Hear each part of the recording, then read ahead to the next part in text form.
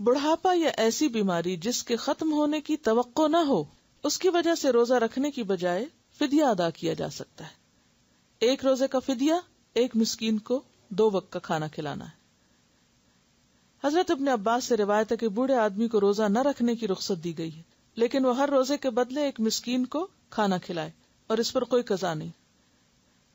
اس حکم کے بارے میں 2 آراء ہیں، ایک تو یہی جو آپ نے یہاں پڑھی کہ 2 وقت کا کھانا، اور دوسری رائے کیا ہے؟ 1 وقت کا کھانا۔ افضل یہی ہے کہ 2 وقت کا انسان کھلا دے تاکہ دوسرے کا بھی کچھ بن جائے۔ یہ مسکین کا کھانا کیا ہے؟ 1 وقت کا کھانا۔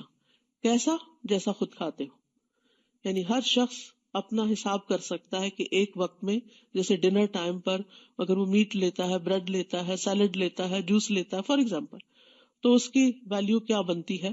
تو جتنے دن کے روزے ہیں ان میں سے ایک وقت کا کھانا فدیہ دے دے۔ کھانا بھی کھلا سکتے ہیں، اگر کوئی مسکین موجود ہے تو جو پکا ہوا کھانا ہے اس میں سے آپ اس کو بھی دے دیں، اور اگر مسکین آس پاس کوئی نہیں، جیسے آپ کو ایسا شخص وقت پر نہیں ملتا، تو ایسی صورت میں آپ راشن بھی دے سکتے ہیں، آپ اکٹھا بھی دے سکتے ہیں، آپ ڈیلی بیسس پہ بھی دے سکتے ہیں، لیکن یہ ہے کہ 1 وقت کا کھانا لازم ہے۔ یہاں پر فرمایا فمن تطوع خیرن، جو خوشی سے نیکی کرے، فہو خیر اللہ، تو وہ اس کے لیے بہت اچھا ہے۔ اب یہ خوشی سے نیکی کرنے کا مطلب کیا ہے کہ 1 وقت کی بجائے 2 وقت کا دے دے، یعنی صبح شام کا سحری افطاری دونوں دے دے، تو یہ اس کو ڈبل فائدہ ہو جائے گا، دوہرا اجر مل جائے گا۔ وَأَن تَصُومُوا خَيْرٌ لَكُمْ، اور یہ کہ تم روزے ہی رکھو تو اچھا ہے، ان کنتم تعلمون، اگر تم جانتے ہو۔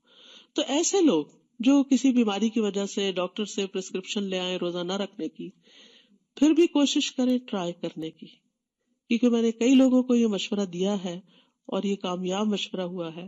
اور مشورہ میرا یہ ہوتا ہے کہ آپ روزہ رکھیں اور نیت یہ کریں کہ اگر میں مرنے لگی تو میں کھول لوں گی۔ کبھی آپ نے سنا کہ وہ روزہ رکھ کے اس کی ڈیتھ ہو گئی؟ روزے سے ڈیتھ نہیں ہوتی، کھانے سے ضرور ہو سکتی، فوڈ پوائزن وغیرہ تو ہوتے رہتے ہیں۔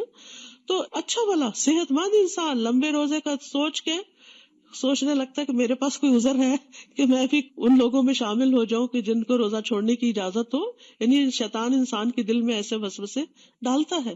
تو اس لیے انسان کوشش کر کے دیکھے کہ کیا کوئی پاسبلٹی ہو سکتی ہے روزہ رکھنے کی۔ اور بعض اوقات آپ دیکھیں کہ انسان کی جو ول پاور ہوتی ہے نا، یہ واقعی بڑی پاور ہوتی ہے۔ انسان کہتے کہ it's not a big deal, میں دن کو سو جاؤں گی، میں سو کے روزہ گزار لوں گی، بس نمازوں کے وقت پہ اٹھ جاؤں گی۔ لیکن آپ دیکھیں گے کہ ایک روزہ بھاری ہوگا، دوسرا کچھ ہوگا، تیسرے چوتھے کے بعد تو آپ کو اچھا لگنے لگے گا، پھر آپ انجوائے کرنے لگیں گے اور آپ کہیں گے شکر ہے میں نے سب کے ساتھ ہی روزے رکھ لیے۔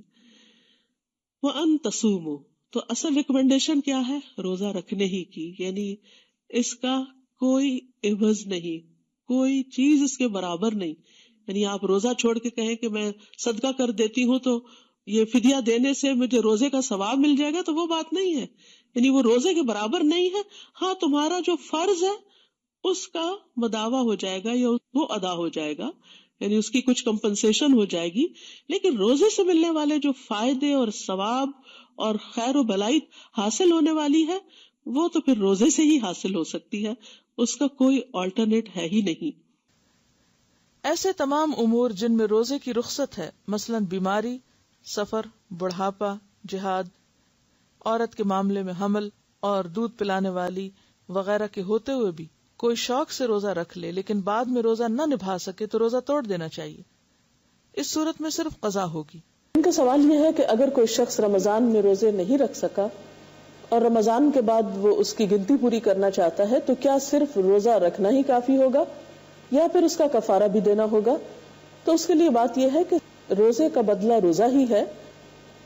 اگر کوئی شخص معذور ہے، اتنا بیمار اور مجبور ہے، ایسے مرض میں مبتلا ہے کہ جس میں وہ دوبارہ بھی روزہ رکھنے کے قابل نہیں، تو وہ شخص کفارہ دے سکتا ہے۔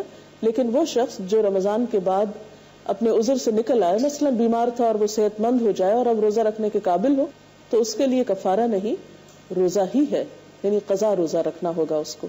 ترمذی کی ایک اور روایت ہے، آپ صلی اللہ علیہ وسلم نے فرمایا جو شخص رمضان کا ایک روزہ بغیر عذر یا بیماری کے چھوڑ دے، اگر وہ ساری زندگی بھی روزے رکھے تو اس رمضان کے ایک روزے کے برابر اجر نہ پا سکے گا یا اس کا بدلہ نہ دے سکے گا.